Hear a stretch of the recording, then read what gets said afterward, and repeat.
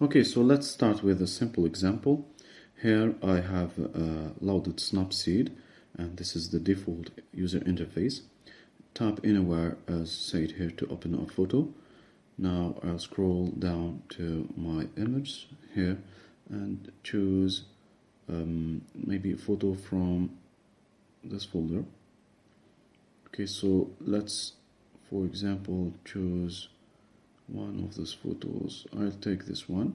Okay, so here we go.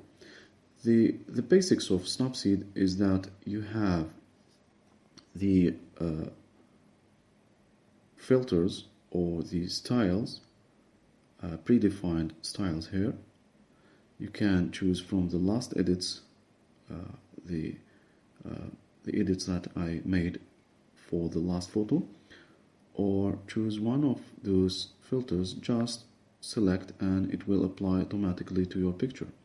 If you are satisfied with the result, you can accept here or deny and cancel the adjustments here. So basically this is the user interface. Here I will use the stylus of the smartphone. By the way, I'm using a Galaxy Note 9, and you can use Snapseed with any supported smartphone without the need of the stylus, or also you can use it on a tablet too for a big screen. So anyway, those are the pre-built filters, and they are called styles, or you can select between or different tools here to make specific adjustments to your photo. Once you've finished, you can export your image here by selecting save or export to a different format. Here we have the settings for the application, information about the current photo, the loaded photo, or you can go to the undo, redo, revert changes, and you also can view the edits you have applied to your image. To open another photo instead of this one, you can go just simply here to open, and here to open a photo. So basically this is the user interface. You can pinch to zoom. You have this browser here to navigate on your photo. You can double tap to zoom in or zoom out to 100% on your photo. Now let's go and try to make basic adjustments to our photo. So let's go to the tools and select tune image to tune the colors, brightness and contrast of our image. The basic of the tweaking or the options in Snapseed is very simple. If you drag horizontally or vertically, you can select a tool or an option or a parameter. Then when you drag horizontally, you can make adjustments to the selected option. So if I want to increase the brightness, I just have to select brightness from by dragging vertically here, then increasing or decreasing brightness. If I want to adjust the contrast, I just have to select the contrast by dragging vertically here, then select contrast and drag horizontally to increase or decrease the contrast. So this is basically the how Snapseed options works. Now for those options in the fine-tune image, we have the brightness, contrast, saturation, ambience, highlights, shadows, and warmth.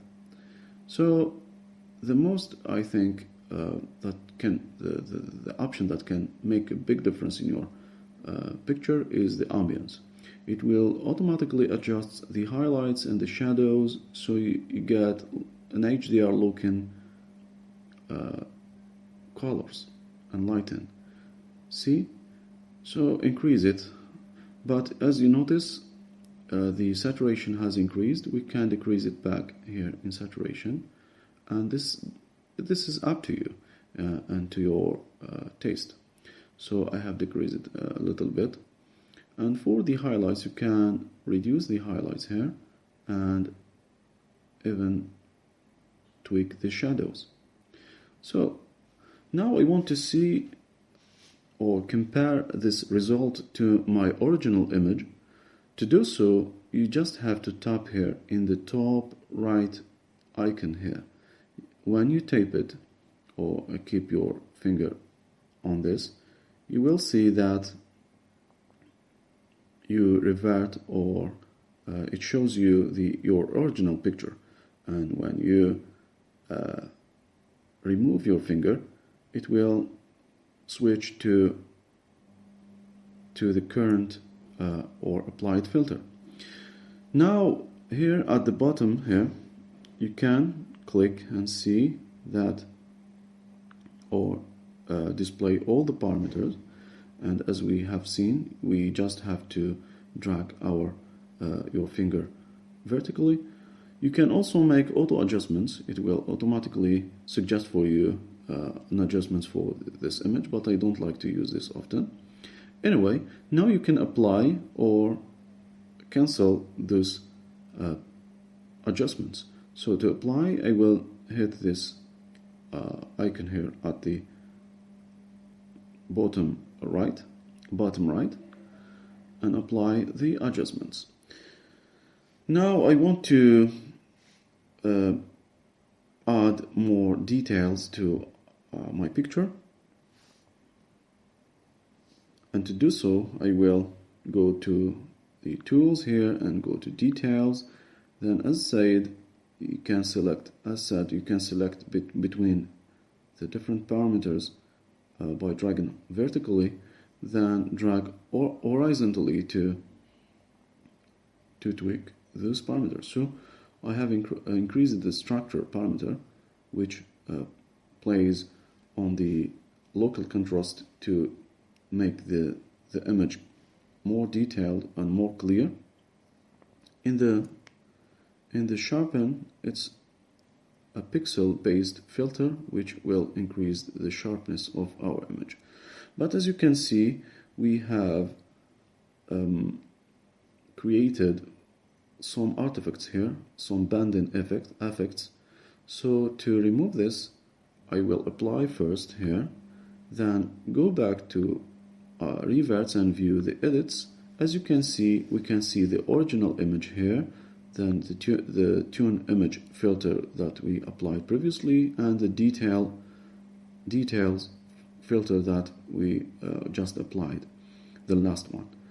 So what I suggest you to do is to go to the details and hit the little left arrow here and go to the mask. You can adjust it back or go to the mask. In the mask tool, you can apply this filter to specific areas by painting this red color, this red mask. This means that our filter will be applied only where the red is seen. And you can apply it with different values. For example, you can reduce the value of the filter to 50% or 25%, and then draw where you want that value be applied.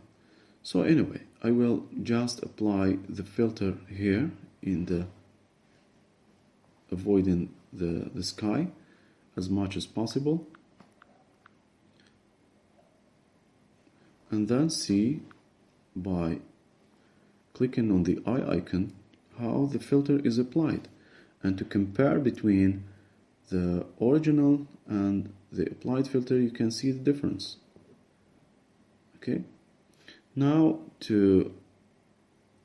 that I'm satisfied with the result, I will just hit the apply button here. Okay, so let's get back to our tools, and now we want to reduce even more the banding effect. There's two ways to do this. The first one is to apply a detail filter, but use this negative value for the structure parameter. by moving to the left, you can see that it's been applied to the whole image, and we have reduced the banding effect here, but we lost a lot of details like the clouds here. This is the first option that we have, and we can apply, then go to the view edits here, and you see we can apply the same filter again and again, and go to mask here and apply the mask only where I want here by increasing the detail value to 100%, then draw in where I want to apply the filter to reduce the banding effect. This is the first way, then apply. The second way is I will delete the filter here.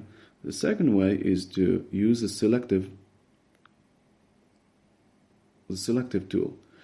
The selective tools act or apply some adjustments to a local zone by creating a smart mask. So select the region that you want to affect. I will select this one, and then by pinching you can define the affected area here. Then drag your finger vertically to select the structure here. Here you can't zoom since the pinch option is affected or affects the radius of the mask. You have to double tap on the screen to zoom and use the browser or the navigator to drag and move through your image. So here I will move vertically till I select structure, then drag horizontally to reduce the effect. As you can see, it's been applied only to the sky and some parts of the mountain here. So let's see the difference. Okay, what I will do now, I will apply it and then go back to revert here and view edits, then go to the selective and apply a mask again. What I will do, I will invert. Okay, so it's been applied now at 100%, I can see it. Then I will define select here to 0 and draw where I want the filter to not be applied. This means that the filter won't be applied to this region for sure. Okay, now see the difference. Okay, cool. Let's see where the cloud. Okay, we lost this cloud, so I have to draw here. Maybe a little bit. By zooming, as you can see, we can't get good result here. So I will just apply it anyway. So this is basically the workflow of Snapseed. Hope that this first tutorial is easy for you. Just try to repeat the same thing, and you can even try the other tools. Thanks for watching.